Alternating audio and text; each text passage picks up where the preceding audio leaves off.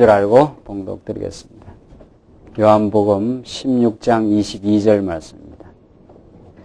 지금은 너희가 근심하나 내가 다시 너희를 보리니 너희 마음이 기쁠 것이요 너희 기쁨을 빼앗을 자가 없느니라.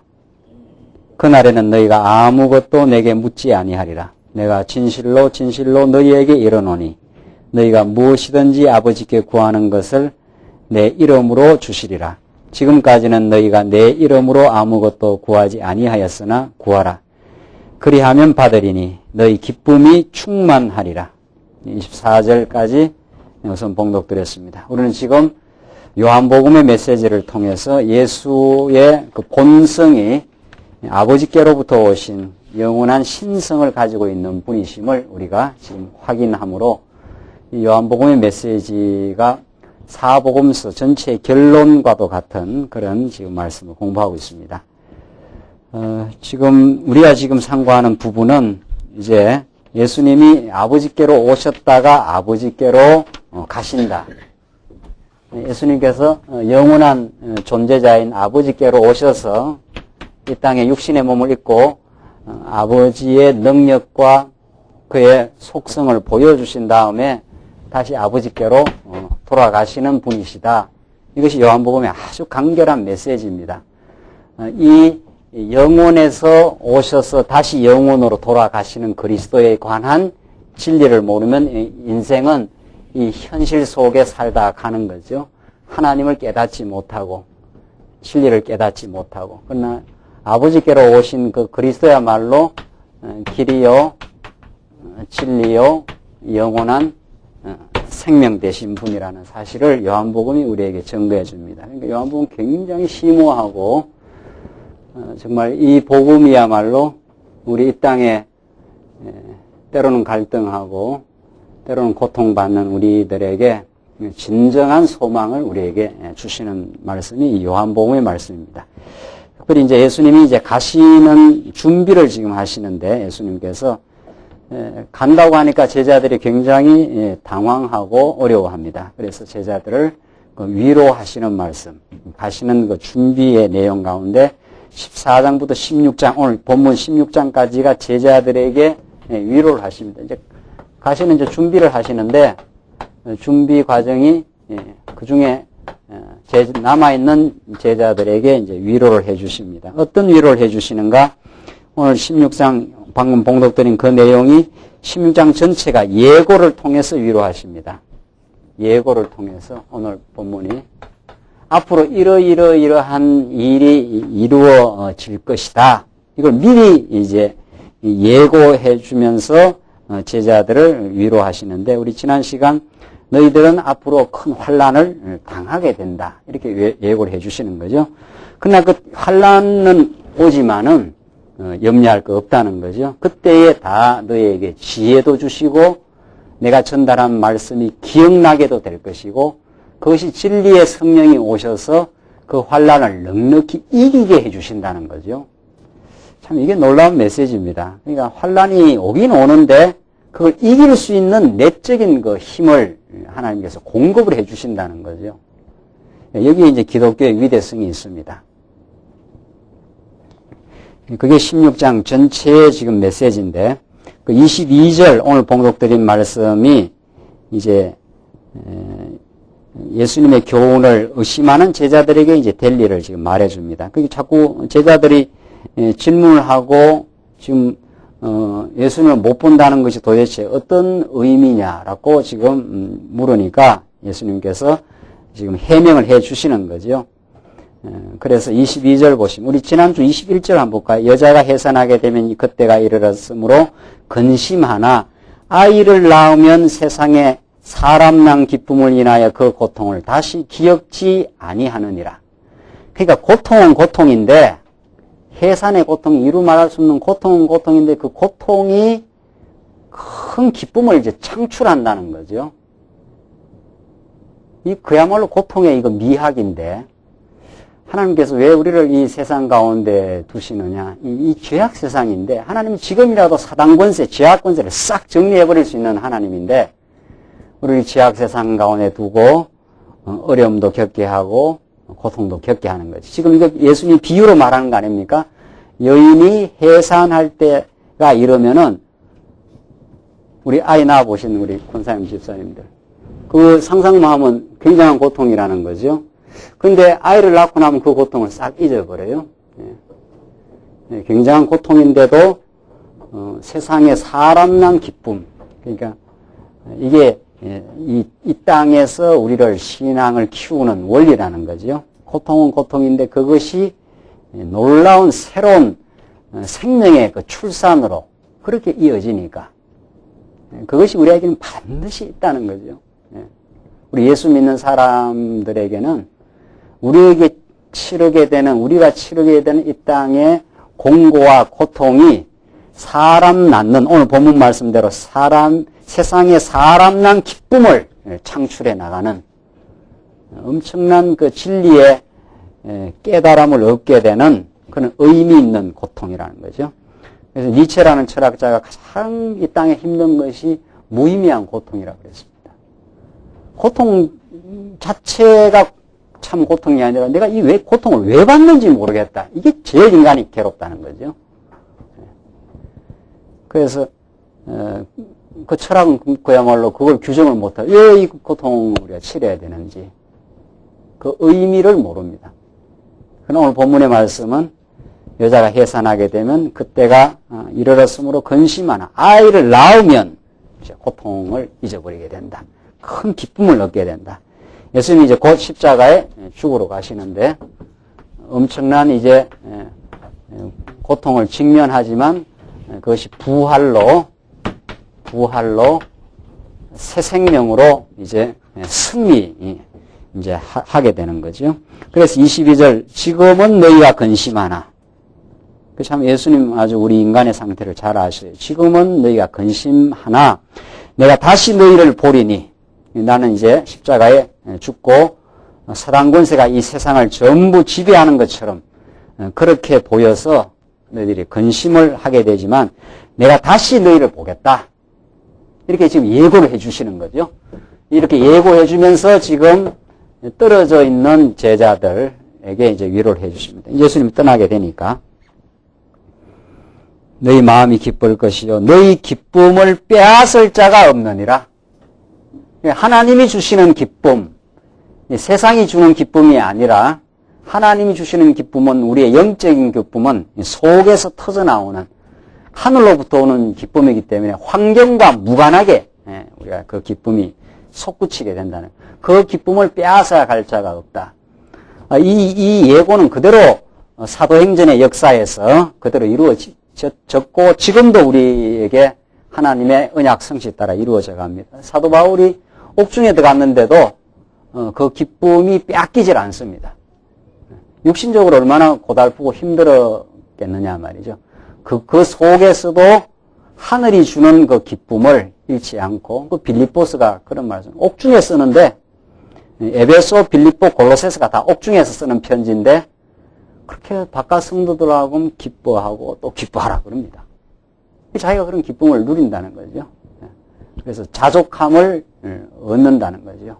실제로 옥중이라는 아주 칙칙하고 고통스러운 옥중에서도 이 예고는 예언대로, 예고대로 제자들에게 성령이 오셔서 그렇게 실제 그 기쁨의 삶을 살아가도록 그렇게 인도를 해 가십니다. 23절 그날에는 너희가 아무것도 내게 묻지 아니하리라. 그때는 명쾌하게 다 알게 된다는 거죠.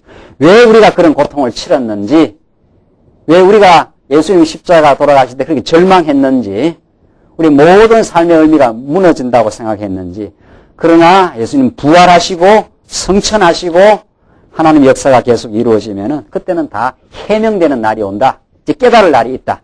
해답이 떨어진다는 거죠. 그래서 정말 성경은 모든 인간의 궁극적 질문에 대한 해답입니다. 왜 사느냐? 어디로부터 왔느냐? 어디로 갈 것이냐? 왜 고통을 치르느냐? 성경은 하나님이 여호와이심을 너에게 가르쳐 주시려고 이렇게 정확한 답이 떨어집니다. 오늘 본문의 말씀대로 그날엔 너희가 아무것도 내게 묻지 아니하리라. 이제 모든 의문이 종식되는 날이 온다. 해답이 이제 떨어진다는 거죠. 내가 진실로 진실로 너희에게 이르노니 너희가 무엇이든지 아버지께 구하는 것을 내 이름으로 주시리라. 무엇이든지 너희들이 아버지께 구하는, 진리의 뜻대로 구하는 그것을 너희가 받게 된다는 거죠. 지금까지는 너희가 내 이름으로 아무것도 구하지 아니하였으나 구하라. 그리하면 받으리니 너희 기쁨이 충만하리라. 지금까지는 예수 이름으로 안 구한 거죠. 제자들은 계속 세속적인 것만 예수님에게 구했지, 예수가 하늘로부터 온 참 메시아고 신령한 영원한 복을 우리에게 주신 분이라는 걸 그 당시에는 몰라요. 그러니까 예수 이름으로 안 구하는 거예요. 그러니까 오늘날도 예수님 이름으로 기도합니다, 이렇게 우리가 하지 않습니까? 그러나 이게 말만 이렇게 한다고 진짜 구하는 게 아니라는 거죠. 예수님으로 구하는 것은 예수가 구약에 약속된 메시아로 오셔서 하나님의 뜻을, 천국을 실현하신 분이에요. 우리 오전에 말씀대로 천국으로 오신 분인데, 천국은 안 구하고 우리가 지금 이 땅에서 구하는 것은 영원한 진리와 영원한 천국이 우리의 진리의 추구의 내용입니다. 이 땅에 사는. 근데 예수님 이름으로 잘 사는 것을 구하니까 예수님하고는 관계가 있어요, 없어요? 아무 관계 없는 거예요, 이거는. 그러니까 예수 믿고 잘 살게도 할 수 있고 못 살게도 할 수 있는 거지요. 하나님께서. 그러니까 이거는 우리가 구할 내용이 아니죠. 이거는 그의 나라와 그의 의를 구하라. 그러니까 예수님으로 구하는 건 그의 나라와 그의 의를 구하는 게, 이게 우리의 삶의 추구의 내용입니다. 이 땅에서 하나님의 나라가 이 땅 위에 이루어지기를, 이걸 내가 못 건설하거든요. 하나님 나라가 기쁨과 희락과 화평의 장소입니다. 화평의 공간. 이거 우리 힘으로 절대로 못해요. 우리 힘으로. 그러니까 성령께서 이것을 내 마음 속에, 우리 가정에, 우리 교회에 이루어 주기를 원하는 거죠. 이게 우리의 추구의 대상입니다. 이게 이루어지기 위해서 진리의 그 깨달음이 전제 조건이죠. 그래서 우리 예수 믿는 사람, 모름지기 인생이 추구할 것은 진리와 진리에 입각한 하나님의 나라와 그의 의를 구하는 거예요. 그러니까 이게 지금 우리 한국 기독교에서 이제 사라진 거예요, 이게 사라지고, 예수 이름으로 이 땅에서 내 중심으로 잘 되는 것을 자꾸 구하고, 그게 예수님 이름으로 구해진다고 생각하는 거죠. 그게 아니죠. 우리에게 삶에 건강하든 때로는 공고하든 어떤 일이 이루어져도 우리가 추구하는 것은 영원한 진리와 영원한 그의 나라가 이루어지기를. 그래서 우리 마음속에 그 천국이 이루어져서 범사의 하나님을 인정하도록. 그게 우리가 추구하려는, 그걸 우리가 인정을 못해서, 범사가 하나님이 지금 주관하고 인도한다는데 그걸 인정을 못하고 그걸 깨닫지를 못하거든요. 그것이 우리 안에 이루어지게 하시옵소서. 나라의 임하옵시며 하는 것이 다시 하늘에서 이루어진 것처럼 이 땅에서도 이루어지이다. 이 땅에 이루어지기를, 하나님의 나라가. 그게 우리의 추구할 내용입니다. 그래서 우리가 오늘 이렇게 말씀 배우고 그 하나님 나라가 우리가 함께 누리기를 원해서 지금 고통과 마음의 어려운 성도와 교제하고 위로하고 이 복음을 널리 펼치는 게 그 하나님 나라를 지금 추구하는 거죠.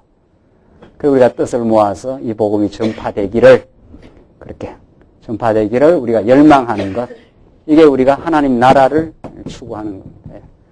지금 사단 권세가 마음을 지금 엄습하고 지배하고 있는, 그걸 이제 물리쳐 나가도록, 그 진리 운동은 어둠의 세력이 물려쳐 나가도록, 그래서 빛의 세력, 빛된 우리의 마음, 우리의 이제 하나님을 인정하고 범사의 하나님을 긍정하는 삶으로, 그래서 그것을 너희가 구하면은 이제 받게 된다. 그때 너희들의 기쁨이 충만하게 될 것이다 라고 예수님이 예고를 해 주십니다. 25절 말씀, 25절로 30절, 예수께서 이러신 말씀을 듣고 이제 제자들이 믿는다고 합니다. 이것을 비사로 너희에게 일렀거니와, 비사, 이게 비유입니다. 뭐 포도나무 비유라든가, 그 앞에서 나온 여자가 해산하면 고통 근심하게 되지만 아이를 낳는 기쁨이, 고통을 넘어 이제 기쁨이 온다는 거. 이건 좀 비유로 예수님이 참 말씀을 많이 하셨죠. 때가 이르면 다시 비사로 너희에게 이르지 않고 아버지에 대한 것을 밝히 이르리라. 이제 성령이 오시면은 그것이 밝히 깨달아질 것이라 이런 거죠. 26절 그날에 너희가 내 이름으로 구할 것이요 내가 너희를 위하여 아버지께 구하겠다 하는 말이 아니니 이는 너희가 나를 사랑하고 또 나를 아버지께로서 온 줄을 믿는 거로 아버지께서 친히 너희를 사랑하시니라. 그러니까 예수가 아버지께로부터 지금 보냄을 받았다는 것을 지금 택한 성도들, 이때 제자들이 이게 믿어지는 거. 이게 지금 굉장한 거죠. 이게 우리 인생에 주신 최고의 선물입니다. 여러분과 제가 지금 예수가 메시아로 믿어지는 거, 이 이상의 축복이 없습니다. 이게 엄청난 축복인데, 이게. 예수가 메시아로 믿어지는 거, 예수가 당신의 하나님 나라를 지금 건설하신다는 거, 이게 진짜 복인데, 이 복에 대한 깨달음은 안 가르치고, 이게 세속적인 거 아닙니까? 세속적인 거? 세속적 복 아닙니까, 이게? 이게 예수 안 믿는 사람도 얼마나 잘 먹고 잘 살고 건강하고, 얼마나, 오히려, 그러니까 예레미야가, 우리는 지금 이렇게 바벨론이 와서 다 무너뜨리는데, 저 나라들은 저렇게 강건합니까? 예레미야가 그 하나님 앞에 원망하고 질문하지 않습니까? 깊이 못 깨달았을 때. 이거는 복이 아니에요. 잘 먹고 잘 살아서 하나님 모르면 저주입니다, 그게. 하나님을 모르는. 건강하고 잘 먹고 잘 살아서 점점 하나님 떠나면 그게 저주예요. 그러니까 우리의 복은 잘 먹든지 잘 살든지 못 살든지 이 모든 일을 통해서 우리가 그리스도가 참 메시아라는 걸 깨닫는 것, 믿는 게 그게 진짜 복이라는 거죠. 그걸 깨달아야 진짜 마음의 평화와 기쁨이 있습니다. 이걸 통해서 예수가 메시아임을 믿지 못하면 잘 살아도 저주고 못 살아도 저주고 그렇습니다. 예수가 메시아임을 참으로 믿게 되면 그가 아버지께로 오신 분임을 믿으면 잘 살아도 복이고 못 살아도 복이에요. 그러면 잘 사는 게 좀 낫겠다. 예수 믿고 이쪽으로 됐으면 좋겠다는 거죠. 그걸 하나님 허락을 안 합니다. 그렇게 허락도 하지만 그걸 허락 안 할 수도 있다는 거죠.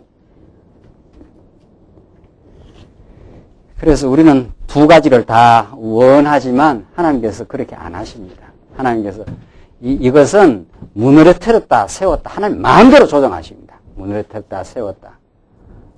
하나님 주시기도 했다가 뺏어가기도 했다가 모든 여건이 형통하게 풀리기도 했다가 막히기도 했다가 여기에 관심을 두는 한 우리의 마음의 평화가 없습니다. 이것은 하나님 주시는 여건입니다.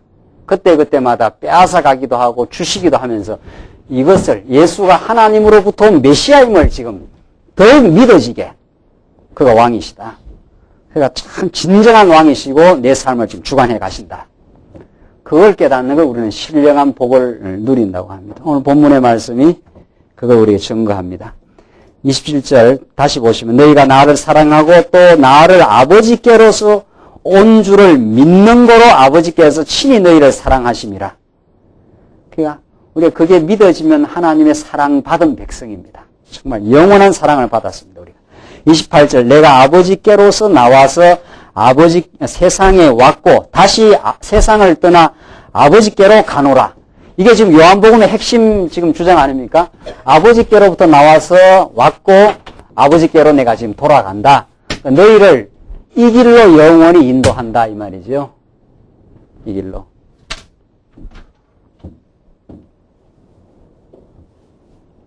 그래서 우리 신앙의 선배들은 사자굴에 때리 넣어도 저 영생의 복음을 들었기 때문에 그 박해 속에 승리하고 스데반이 돌에 맞아 죽으면서도 기쁨을 놓치지 않습니다. 이 세상에서 내가 가진 모든 것이 무너져도 영원한 우리 하나님의 나라와 천국이 우리에게 확실하다고 그렇게 믿는 거죠.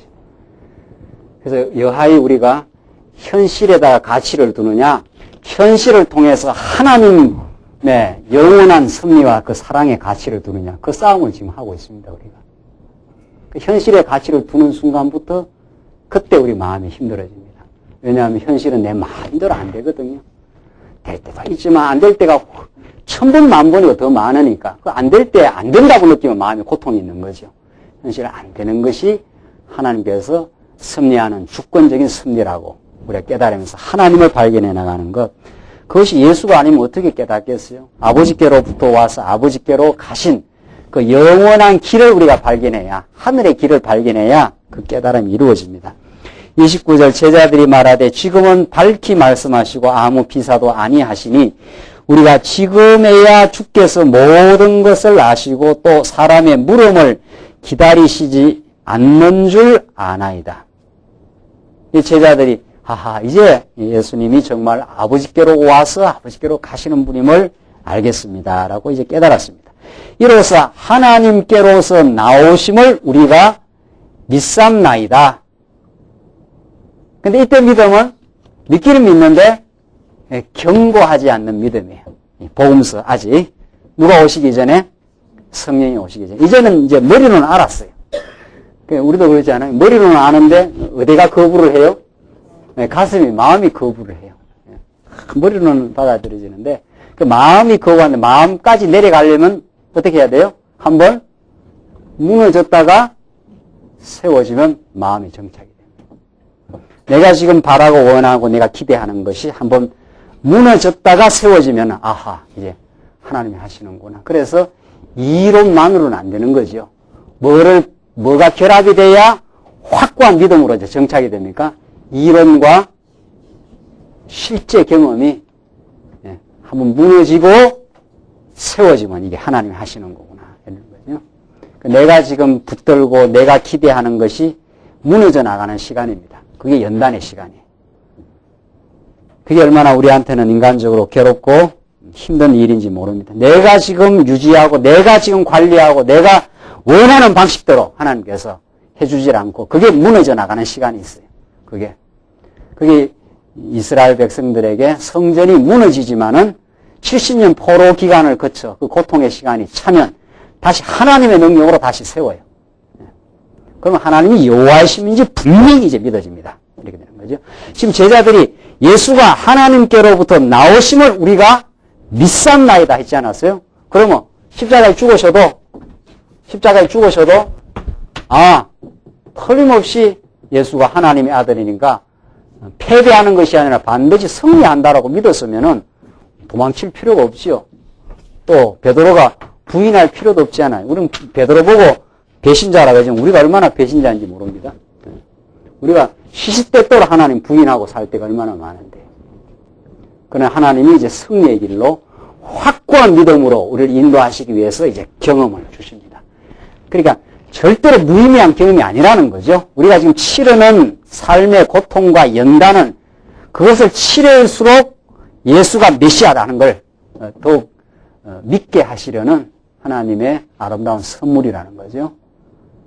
이게 왜 선물이냐? 선물을 주려면 그냥 뉴코아 백화점 선물권이 떨어지든가 이래야 그게 선물이지. 내가 지금 원하는 것이 무너져 나가는데 그게 왜 선물이냐 말이죠. 그게 선물이에요. 그 경험을 거쳐야 맞습니다. 이 말이 나오잖아요. 그 경험을 거쳐야. 그래서 무너지고 세워지는 이 경험, 무너지게 했다가 세우는 이게 하나님의 교육의 방법입니다. 이게. 그렇게 안 하면 우리는 이 고통 많은 세상 뭘로 설명하고 살 거냐 말이죠. 하나님 배운다는 목적과 가치가 없으면 다 무의미하게 느껴져요. 모든 게. 그러나 하나님 배우고 하나님을 더욱 믿어서 그걸 경외하게 만드시는 하나님의 목적이 있기 때문에 내게 이 일이 이루어지고 있다. 안 그러고는 우리를 가다듬을 길이 없어요. 무슨 이유로 우리가 이 땅에 이렇게 치르고 사느냐 말이죠. 정말 예수가 하나님께로부터 나오심을 믿어지게 하려고. 그러니까 영원한 우리의 구원자임을 믿어지게 하시려고 우리에게 삶을 지금 경험케 하고 있어요. 이게 우리 7, 80년 동안 또 겪고 또 겪는 삶의 의미입니다. 그 요한복음 안 듣고 우리가 무슨 수로 살겠어요? 안 그러면 여기서 사는 거 아니에요? 여기서. 이 현실에서만 사는 거 아니에요? 이 하늘의 메시지가 요한복음이 주는 말씀입니다. 31절 보시면은 16장 31절로 33절 이제 예수께서 제자들이 흩어질 것을 예고하시고 위로를 하십니다. 참 예수님이 장하였던 제자들 믿겠삼나이다 했으니까 너들 나를 잘 따라올 것이라든가 뭐 이렇게 해야 말이 될 것 같지 않아요? 예수님은 아시죠? 너희가 지금 믿긴 믿는데 아직 견고하지 않아. 그래서 한번 나를 다 떠나서 흩어질 날이 있을 것이다. 그러나 다시 너희를 이제 부른다는 거죠. 31절 예수께서 대답하시되 이제는 너희가 믿느냐? 보라 너희가 다 각각 제 곳으로 흩어지고 나를 혼자 둘 때가 오나니. 참 예수님 섭섭한 말씀하시는 거죠. 지금 믿는다 그래서 뭐 너희들 내가 정말 어려움 겪을 때 나를 지지해주고 나를 따를 것이다 뭐 이렇게 해야 되는데 각각 제 곳으로 다 흩어질 날이 있다. 너희들이 지금 믿는 믿음은 아직은 견고한 믿음이 아니니까 그런 말이죠. 나를 혼자 둘 때가 오나니 벌써 왔도다. 그러니까 십자가에서 얼마나 예수님 외로움을 겪습니까? 외로움은 하나님을 만나는 아주 귀한 시간입니다. 그러니까 외로움을 얼마나 싫어하는지 몰라요? 외로움은 하나님을 가장 절실하게 만나는 복된 시간입니다. 우리한테. 우리 하나님이 우리를 여러모로 우리를 외롭게 하십니다. 진리 투쟁의 길이 사실은 또 외롭습니다. 우리 말씀 운동, 물론 우리는 지금은 외롭지 않지. 이래 동역자들도 계시고 하니까. 그러나 우리가, 앞으로 또 걸어가야 될 일들이 많은 사람들이 지지해주고 환호하는 그런 길이 아닙니다. 예수님이 참 하늘의 진리로 오신 분인데, 제자들이 다 떠나갑니다. 다 떠나가고, 홀로 예수님 십자가에서 돌아가시는 그 외로움의 시간, 그것을 겪고 하나님 함께 하심을 이제 느낍니다. 사람이 주위에 너무 많으면, 너무 우리 주위에 나를 인정해주고 지지해주는 사람이 많으면 자기 환상과 착각에 살 수가 있습니다. 많은 사람들이 떠나가기도 하고, 어려움을 겪기도 하고, 우리가 때로는 외롭기도 하는 그 시간, 그때가 하나님의 함께 하심을 가장 농도 깊게 느끼는. 예수님은 그것을 십자고에서 겪으시고 하나님의 함께 하심을 느낀 거죠. 나를 혼자 둘 때가 오나니 벌써 왔도다. 그러나 내가 혼자 있는 것이 아니라 아버지께서 나와 함께 계시느니라. 우리 하나님이 우리와 함께 하심을 우리가 깨닫기 위해서 인간적으로 외로움을 이제 겪게도 하신다는 거죠. 그러니까 우리는 지체와 더불어 있어도 참 좋고 또 홀로 있을 때도 하나님의 함께 하심을 느껴서 좋고 이게 우리 예수 믿는 사람의 복입니다. 참 그러나 우리들에게는 이제 이렇게 교회를 이루게 하셔서 우리가 지체가 있고 서로 돌아볼 수 있는 서로 진리 안에서 사귐을 할 수 있는 지체가 있다는 것이 우리에게는 풍성한 하나님의 복입니다. 물론. 그러나 하나님께서 은밀한 시간에 또 때로는 외로운 시간에 하나님 함께 하심을 우리가 느끼면서 살아갈 때가 있습니다. 33절 이것을 너희에게 이르면 너희로 내 안에서 평안을 누리게 하려 함이니. 자, 이렇게 예고를 해주는 것은 나는 내가 이제 떠나고 너희는 흩어질 날이 있고 그러나 하나님이 함께 하신다는 것을 앞으로 될 일을 이렇게 예고를 해준 거죠. 그렇게 해서 예고해 좀 너희가 그날이 왔을 때 평안을 누리게 하려고 함이니 세상에서는 너희가 환난을 당하나 담대하라. 내가 세상을 어때요? 이겼노라 하시니라. 우리 예수 믿는 사람이 이긴다는 거죠. 지금 과정적으로 지금 어려움이 있고 우리가 눈물과 고통이 있지만은 넉넉하게 이길 수 있는 그 믿음을 담대함을 우리에게 주셔서 예수님이 이겨버렸지 않았어요? 예수님 어둠의 세력이 사단 권세가 죽음의 세력이 예수님을 가둬놓을 수가 없어요. 3일 만에 무덤을 해치고 그냥 예수님이 살아나버렸어요. 부활은 하나님의 승리를 가장 극적으로 보여주는 장면이죠. 어둠이 우리를 아주 묶어놓지를 못해요. 잠시 우리를 지금 고통을 주고 묶어놓는 것이지 예수님이 승리하셨다는 거죠. 그러니까 이런 예수님의 예고의 말씀이 이제 나중에 제자들이 깨닫고 흩어지고 나서 다시 부활을 경험하고 나서 이제 우리 지금 오전 시간에 사도행전 배우잖아요. 제자들이 거침없는 그 복음의 삶을 삽니다. 죽인다 해도 죽이는 대로 그러니까 사람들은 다 살려고 사는 거지만은 이미 부활을 경험한 제자들은 죽어도 좋다 이렇게 되는 거죠. 모든 사람들이 살려고 지금 우리가 직장 생활도 하고 사업도 하고 다 생존을 위해서 지금 그 생존이 우리의 화두 아닙니까? 우리의 삶의 목적이에요. 그러나 예수 믿는 사람은 살아도 죽어도 이렇게 돼 있어요. 죽을 이유가 있다 이렇게 된 거예요. 예수 믿는 사람들은. 그게 사도행전의 그 사도들의 역사고 그게 복음의 전파의 그 과정입니다. 그러니까 사실은 많은 사람이 이 진리 운동을 하는 게 아닙니다. 많은 사람이 진리 운동은 아니고 그 진리와 함께 살고 진리와 함께 죽을 가치관이 무장된 사람이 필요한 거죠. 이 시대에는. 그게 중요합니다. 거기에서 폭발적인 힘이 나오고 거기에서 세상이 경험하지 못하는 기쁨과 평안을 누리는 그 진리의 운동가가 우리 이 시대에 필요한 거지. 수많은 사람들 예수 믿는다고 세상 것 때문에 그렇게 부러워하고 세상 것 못 가져서 안달이라면은 그러면 예수 믿는 가치가 너무도 저급해지지 않습니까? 이거는 있으면 있는 대로 좋고 없으면 없어도 좋아. 이렇게 예수의 가치로 무장된 영혼이 필요하죠. 그런 전사, 그런 투사가 이 시대에 필요해요. 그래야 세상을 이기고 넉넉하게 이 말씀으로 승리해 나가는 우리가 그렇게 되기를 원하는 거죠. 그래서 우리는 끊임없이 양육과 무장의 복음을 통해서 지금 무장해 가고 있어요. 그래서 세상에서 하나님께서 만신창이 나도 세상에서 만신창이 돼도 예수가 나를 붙들고 있어요. 예수님이 우리를 영원히 사랑해요.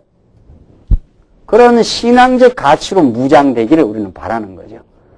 그래서 예수 믿는 사람, 예수 믿지 않는 사람이 우리를 뭐라고 해도 너 예수 믿는 사람이 뭘 그렇게 가난하고 어렵고 힘들고 하느냐? 진리 운동하는데 뭐 이렇게 뭐 예배당 하나도 없이 이렇게 지금 하고 있느냐?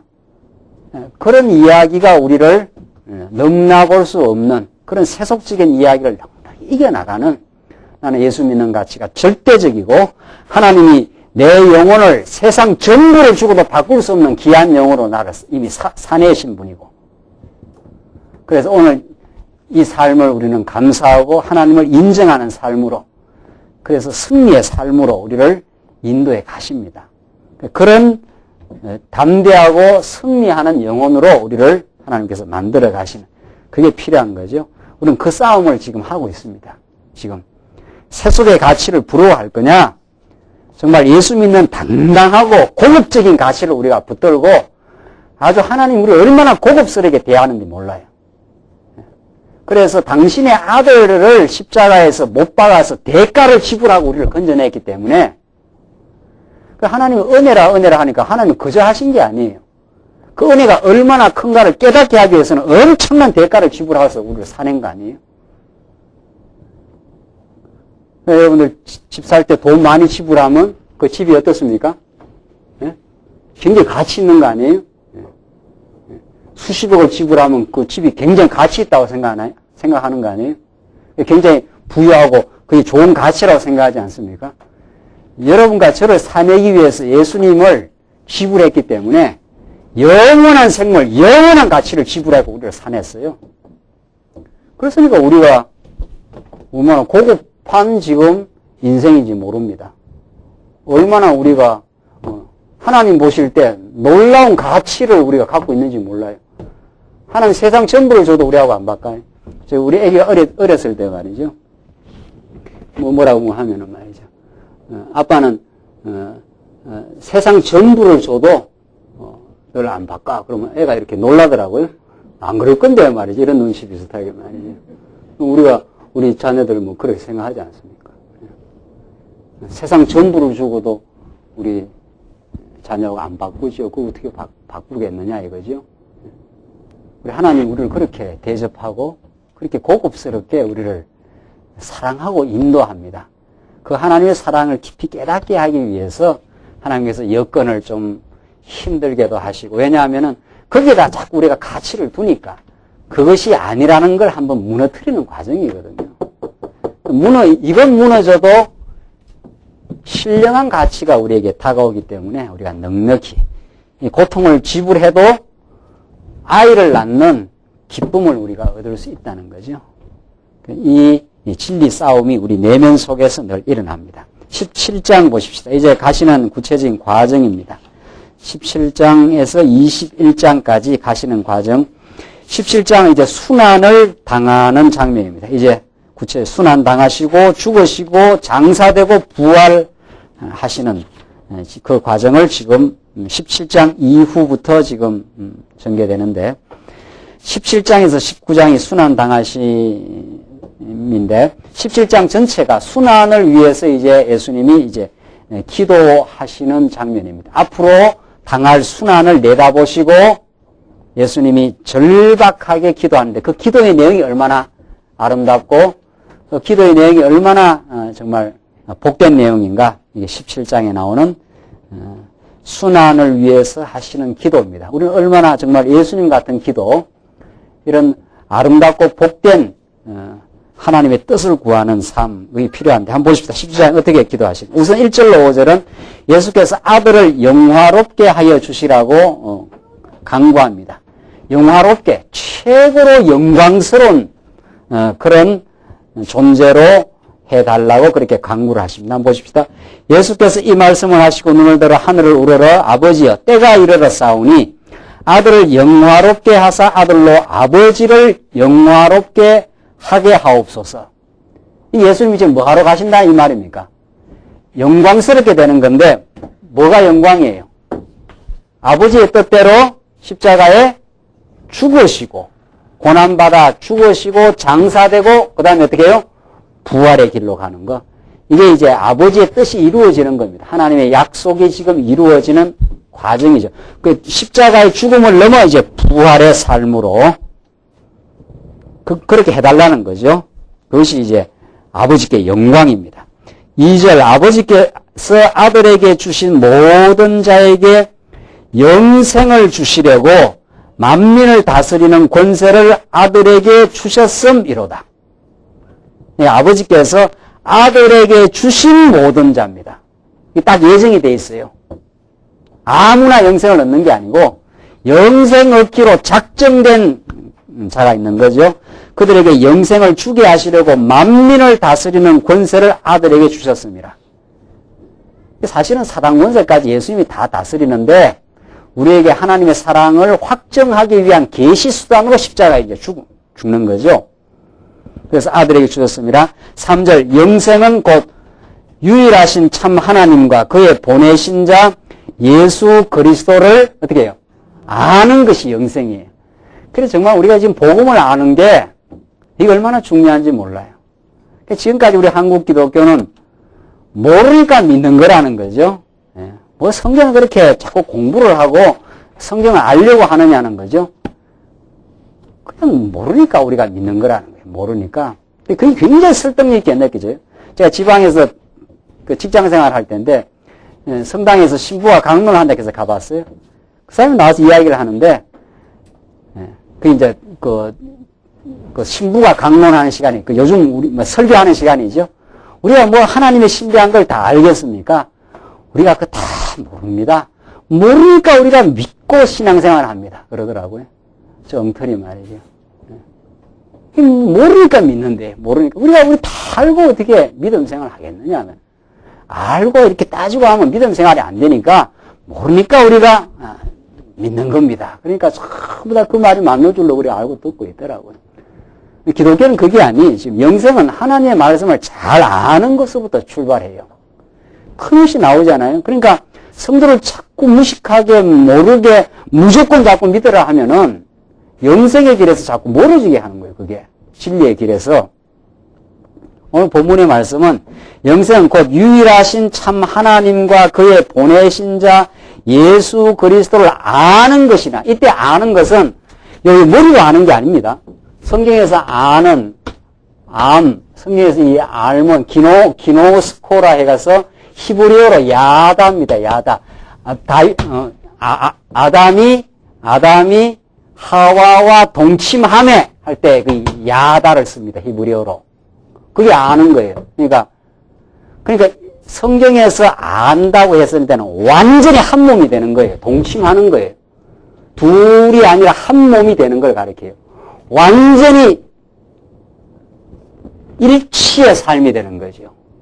그러니까 우리가 하나님을 참으로 이제 알아가고 있는 중인데, 하나님을 아는 것은 머리에서만 이렇게 아는 게 아니라 온몸으로 하나님의 뜻을 다 수용하고 인정하는 삶.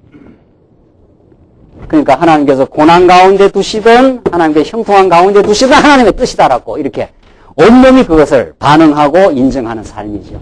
그렇게 우리를 지금 점점 인도해 가고 있습니다. 우선 머리에서 깨닫지만은, 그러니까 제가 교육자가 아니라는 거 아니에요. 저는 하나님의 교육에 그냥 하는 쓰여지고 있는 조교 역할을 지금 하고 있는 것이지, 진짜 교육자는 하나님이에요. 제가 그림 그렸지 않습니까? 하나님의 교육이 예배당에서 이루어진다면 큰일이에요, 정말. 하나님은 이 예배당, 교회당에서 성경을 목사를 통해서 가르치게 하면은 실제로 깨달음은 이 현장에서 이 경험을 통해서 이 야다의 삶을 정말 느끼도록 그렇게 만들어가요. 그냥 우리가 현장에서 치르는 일들이 있지 않아요? 이것과 교회당에서 전가하는 이론과 이 경험이 결합해야 하나님을 제대로 압니다. 그렇게 돼요.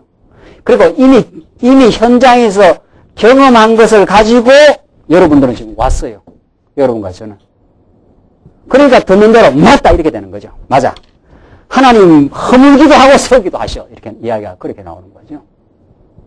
내가 세운 것이 아니라는 거죠. 내가 세웠다고 생각하면 하나님이 한번 허물어버리죠. 허물었다가 하나님의 능력으로 세우면은 하나님이 하시는 일이라고.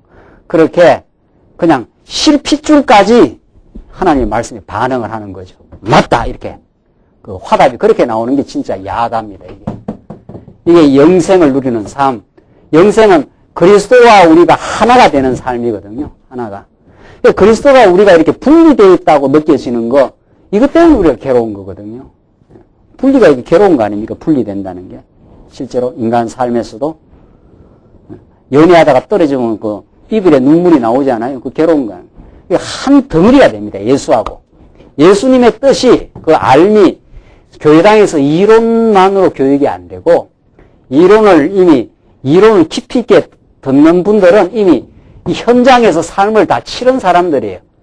그러니까 그 치른 내용을, 경험을 가지고 오는데 성경에서 하나님께서 모든 걸 주관하시고 무너뜨리게 하고 세우기도 한다 하니까 그게 그냥 정통으로 깨달아지는 거죠. 많이 겪으신 분들은 이미 들으면서 인정이 되는 거예요. 맞다. 이렇게 되는 거죠. 틀림없다.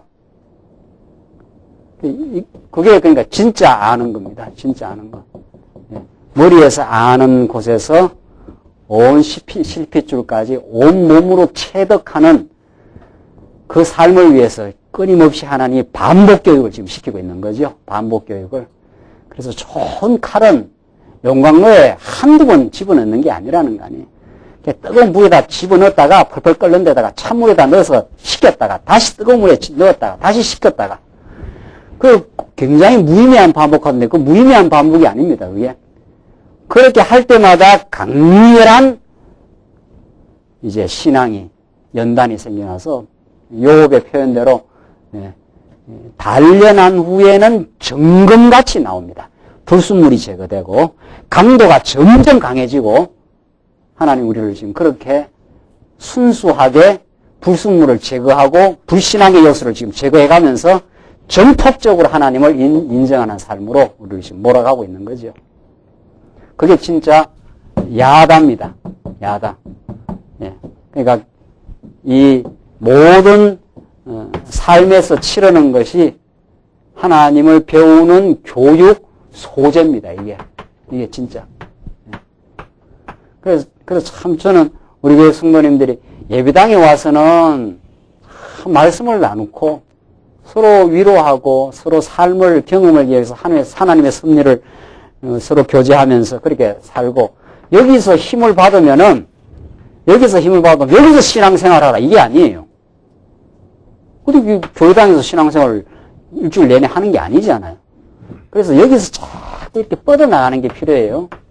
그러니까 하나님께서 예배당으로 불러 모으시고 삶의 현장에 뻗어나가게 하고 다시 불러 모으시고 다시 뻗어나가게 하고 이 왕복 운동을 하나님이 지금 시키는 거 아닙니까? 그러니까 여기서 공급받아서 그 진리의 파급 효과가 삶의 현장에서 또 무장되어서 나가 전쟁을 하고 다시 와서 무장하고 또 나오고 이렇습니다. 지금 이 삶이 전쟁터거든요. 이게 세상 자체가 전쟁터뿐만 아니라 어둠과 싸우는 이게 영적인 전쟁터입니다. 이게 어지간히 무장 안 하면 여기 가서 싸우면서 지고 이제 코가 빠져서 이제 오는 수도 있고 승리해갖고 오는 수도 있고 성전보를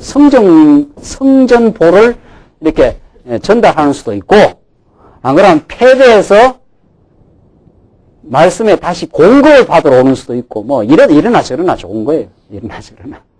오늘 주일날 오실 때 이렇게 가서 막 치열하게 치르면서도 하나님의 뜻을 발견하고 와서 교제하는 수도 있고 여기에서 많이 치르고 어려움을 겪고 어려움을 가지고 와서 말씀을 공급하고 여기서 다시 새 힘을 얻는 수도 있고 어차피 전쟁입니다.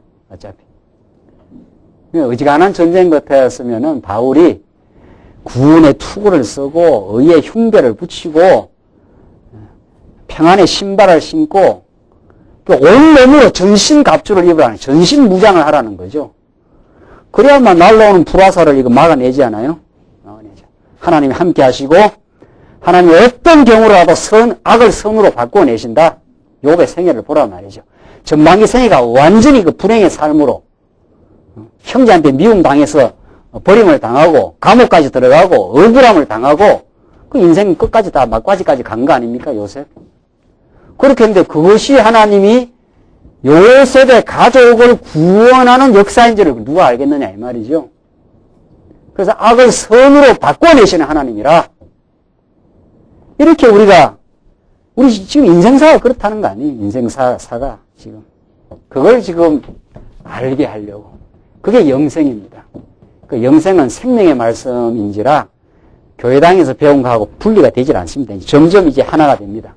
여기서 배워서 나가서 현장에서 치르고 다시 돌아와서 다시 무장하고 다시 나가고 그 왕복 운동을 계속 거듭거듭 하면서 하나님이 거룩한 전사로 우리를 지금 만들고 있습니다. 우리는 그런 지금 복음의 말씀을 들으면서 지금 이 땅에 살고 있습니다. 4절 보시면 아버지께서 내게 하라고 주신 일을 내가 이루어 아버지를 이 세상에서 영화롭게 하였사오니 예수님이 이 땅에 오신 건 아버지께서 하라고 한 일을 다 지금 순종하는 거죠. 죽으라면 죽는 자리에까지 지금 예수님이 점점 가시는 거죠. 5절 아버지여 창세 전에 내가 아버지와 함께 가졌던 영화로서 지금도 아버지와 함께 나를 영화롭게 하옵소서. 이 창세 전에 나오지 않습니까? 예수님이 십자가에 죽고 이제 부활하는 것이 언제 예정되어 있느냐? 언제? 오늘 본문에 따르면 내가 창세 전에 아버지와 함께 가졌던 영화입니다. 그 영광스러움. 그 하나님의 영원한 작정을 이루려고 하나님이 예수를 보내어서 여러분과 저를 영원한 길로 지금 인도해 가고 있는 거죠. 그래서 그 영화로 나를 영화롭게 하시옵소서. 그 뜻을 지금 이제는 이루어 가시옵소서. 이런 말이죠. 그러니까 예수님 사건은 우발적으로 문제가 발생해서 그 후에 지금 예수님이 십자가를 보낸 게 아니라 창세 전에 이미 하나님께서 아버지와 예수가 함께 영광스럽게 있었던 그 뜻을 지금 이루어 달라고 지금 그렇게 말합니다. 6절로부터 11절 보시면 예수께서 제 아들 하나 되게 하여 주시라고 간구합니다. 자, 이거 얼마나 중요한 말씀인지 모릅니다. 16절 봅시다. 세상 중에서 내게 주신 사람들에게 내가 아버지의 이름을 나타내었나이다. 저희는 아버지의 것이었는데 내게 주셨으며 저희는 아버지의 말씀을 지켰나이다. 지금 저희는 아버지께서 내게 주신 것이 다 아버지께로서 온 것인 줄 알았나이다. 제자들을 지금 지칭하는 거죠. 나는 아버지께서 내게 주신 말씀들을 저희에게 주었사오며 저희는 이것을 받고 내가 아버지께로부터 나온 줄을 참으로 아오며 아버지께서 나를 보내신 줄도 믿었사옵나이다. 내가 저희를 위하여 비옵나니 내가 비옵는 것은 세상을 위함이 아니요 내게 주신 자들을 위함이니이다. 그렇죠? 하나님이 예수 안에 예정된 이 세상 모든 사람을 위해서 준 게 아니고 하나님의 작정되고 예정된 예수님께 주신 자들이 있어요. 그 자들을 위함이니이다. 저희는 아버지의 것이로소이다. 다 제자들을 지칭하고 오늘 여러분과 저를 다 지칭하는 거죠. 내 것은 다 아버지의 것이요 아버지의 것은 내 것이온데 내가 저희로 말미암아 영광을 받았나이다. 나는 세상에 더 있지 아니하오나 저희는 세상에 있사옵고 나는 이제 십자가에 죽어 이제 아버지께로 간다는 거죠. 그러나 저희는 세상에 있사옵고 예수님의 제자들이죠. 나는 아버지께로 가옵나니 거룩하신 아버지여 내게 주신 아버지의 이름으로 저희를 뭐라 그랬습니까? 보전하사 보호하고 저희들이 이 땅에 힘있게 존속하도록 그렇게 해달라는 거죠. 이게 예수님의 기도고 그 예수님의 기도가 응답이 된 거죠. 그래서 성령이 오셔서 하나님의 백성, 예수의 제자들을 지금도 보존하고 계십니다. 여러분과 저를 지금 보존하고 계시죠? 그래서 우리와 같이 저희도 뭐라 그럽니까? 하나 되게 하옵소서. 이게 예수님의 기도입니다. 저희도 하나 되게 하옵소서. 이건 우리의 절박한 기도입니다. 우리가 예수 안에 사는 것은 우리 하나님이 예수를 보내셔서 우리가 예수의 지체입니다. 나와 너가 있어요. 그러니까 예수를 떠나서는 인간은 끝없는 갈등이에요. 여기서 하나 될 수가 없어요. 하나 되는 척 하는 거죠. 세상에서는 아담 타락 이후 갈등과 전쟁은 지금도 존속되고 있습니다. 영원히 이거는 예수가 아니면 해결 안 납니다. 왜냐하면 인간이 타락해서 그래요. 타락해서 나는 내 기준이 있고 너는 너 기준이 있어. 이 기준이 달라요. 나는 내 중심으로 모든 삶을 살고 너는 너 중심으로 살고 싶은 거예요. 여기서 갈등이 안 생길 수가 없어요. 다 잘나고 싶은 거예요. 다. 예수님이 지금 첫 번째 기도가 영화롭게 하시옵소서, 두 번째 기도가 하나 되게 하시옵소서 이 말이거든요. 예수님의 뜻이 이루어지어서 예수님이 부활하시고 성천하시면 나도 예수를 중심으로 해서 너도 예수를 중심으로 해서 예수 안에 만나야 하나가 됩니다. 우리가 진리의 깨달은 만큼 하나가 되어 가고 있습니다. 지금. 그 진리의 깨달음이 없는 만큼 나는 너를 이용하고 너는 나를 이용하는 관계입니다. 그게 인간이에요. 그게. 이용한다니까 우리는 막 특별히 무슨 사기꾼이라 이용하는 게 아닙니다. 그래서 제가 그러잖아요. 결혼할 때 좋아서 했습니까? 안 좋아서 했습니까? 한번 물어봅시다. 결혼할 때 사랑으로 했지요? 천만의 말씀이에요. 제가 아주 노골적으로 말해버릴까요? 내가 좋아서 한 거예요. 내가 좋아서 그 사람을 선택하면 내가 좋은 거예요. 나를 위해서 선택한 거예요.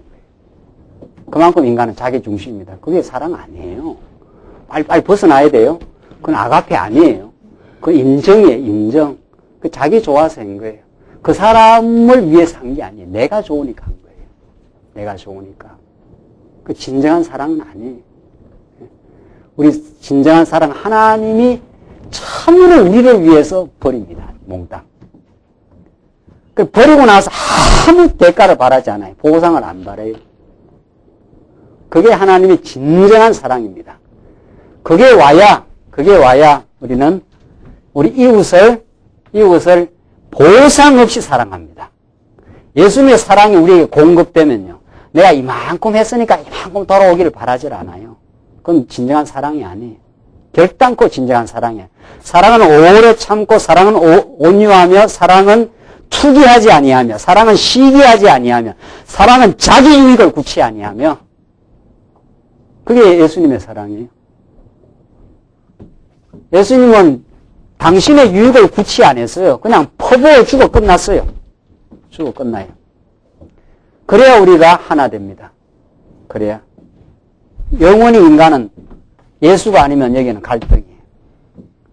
그러니까 우리가 진리를 얼마나 깨닫느냐 하는 만큼 예수 안에서 만나요. 그러니까 우리가 교회가 왜 부담이 없습니까? 정말 이 진리가 역사하면은 교회는 서로에게 부담을 주려는 곳이 아니거든요. 부담을. 그냥 우리가 조금이라도 진리를 깨달으면 먼저 이렇게 짐을 지려고 하고 우리가 더 짐을 졌으면, 내가 더 짐을 졌으면, 우리 성도들이 짐 지면은 힘들겠지. 이런 관계로 우리가 만났기 때문에, 이해관계로 만나지 않았기 때문에 여기가 자유롭고 천국의 맛을 보는 거예요. 그러나 우리 모든 인간관계가 이해관계로 만납니다. 이 진리를 떠나면은 부부관계도 마찬가지예요. 사업도 마찬가지. 모든 건 다 이해관계예요. 나를 위해서 해달라는 거 아니에요. 나를 위해서. 내 중심이에요. 전부. 그걸 어떻게 인간이 거기서 해결이 나겠어요? 안 돼요. 절대로. 예수 안에서 행복과 기쁨을 누리고 여기도 예수 안에서 행복과 기쁨을 누리기 시작하면은 이제 무조건적인 게 나갑니다. 그래서 우리가 진리를 깨닫고 나서 봉사하고 헌신하는 것은 정말 진리를 깨닫고 나서 하는 것은 잊어버려요. 생각도 안 나요. 내가 이만큼 했다는 기억조차 안 나는 게 진짜 예수 안에서 했는 거예요. 그러니까 진정하게 복음을 깨닫고 하는 삶은 머릿속에 생각 안 나야 그게 정상이에요. 내가 이만큼 했는데 생각했으면 그거 가짜라는 거 아니에요. 내가 교회를 위해서 건축 연구할 때 얼마를 했지. 그거 벌써 가짜예요. 하고 나서 너무도 즐거웠다. 더 못해서 내가 안달이었다. 그게 진짜예요. 내가 더 할 수만 있으면, 더 내가 헌신할 수 있는 여건과 힘과 믿음이 있으면 더 했으면 얼마나 좋았을까. 여러분들 자식한테 해주는 게 상당히 그래도 무조건적인 거예요. 그건 일반 계시적으로 봤을 때 자식한테 해주고 나서 아까워 죽겠네. 이런 생각 납니까? 그게 거의 무조건적인 사랑을 반영하는, 그것도 진짜는 아니에요. 그것도 더 엄격하게 들어가면 아니지만은 상당히 그건 무조건적인 사랑을 반영하고 있어요. 그건 해도 해도 끝이 없어요. 해도 해도. 내가 못해줘서 안달이지 말이죠. 그게 사랑의 논리라는 거 아니에요. 하나님이 그래요. 하나님이. 그래서 하나 되게 하옵소서. 여기서는 죽었다 끝나도 하나 안 됩니다. 여기서는. 하나 되는 척 하는 거예요. 그러니까 하나가 안 되면 좀 힘드니까 하나가 이제 조금 이렇게 양보해서 전략을 세워서 하나가 좀 되는 거죠. 저쪽에 저렇게 하면 조금 그렇구나 해서 약간 맞춰가면서 여기는 전략상 하나가 돼야 되는 거고 여기서는 진정한 하나입니다. 예수 안에서 만나야. 예수 안에서 만나야 우리는 그리스도를 주로 모시는 그런 삶으로 진정으로 우리가 주어진 성도를, 주어진 사람들을 하나님의 사람으로 인정하고 그를 있는 그대로 받아들이는 그게 우리 교회가 누리는 삶이다. 언제 우리가 피를 섞었습니까? 살을 섞었습니까? 뭐를 했습니까? 아무도 모르는 사람이 만났는데 진리 안에서 우리가 영혼을 사랑하는 마음이 생겨나기 시작해요. 그 영혼이 진리 안에서 강건하고 평안을 얻고 기쁨을 얻기로. 왜냐하면 우리가 지금 기쁨을 얻어봤으니까. 저 영혼도 그 고난 속에서 기쁨을 얻어 살아가기를. 그런데 아낌없이 나가요. 그건 해도 끝이 없어요. 그러면서 우리는 하나됨을 우리가 느낍니다. 그 온전한 하나됨은 그리스도 안에서만 이루어지는 하나님의 참 선물입니다. 기도하십시다. 우리 자비하신 하나님 아버지 은혜와 사랑을 감사합니다. 우리가 하나님의 섭리 가운데 어둠 가운데 빠져 얼마나 자기 중심으로 살고 번민하고 갈등하며 살아왔는지 알 수가 없습니다. 하나님께서 이제 그리스도를 영화롭게 하실 뿐 아니라 그리스도 안에 있는 지체들을 진리 안에서 진리를 중심으로 하나 되게 만들어 가시는 이 거룩하고 아름다운 섭리 가운데 우리를 두심을 감사합니다. 진리 안에서 이제 범사에 하나님 인정하며 우리에게 주신 지체들을 하나님의 섭리로 받아들이며 저희들 거룩한 삶 살아갈 수 있도록 우리를 신령한 진리로 인도하시고 하나 되게 하시옵소서. 예수님 이름으로 기도하옵나이다. 아멘.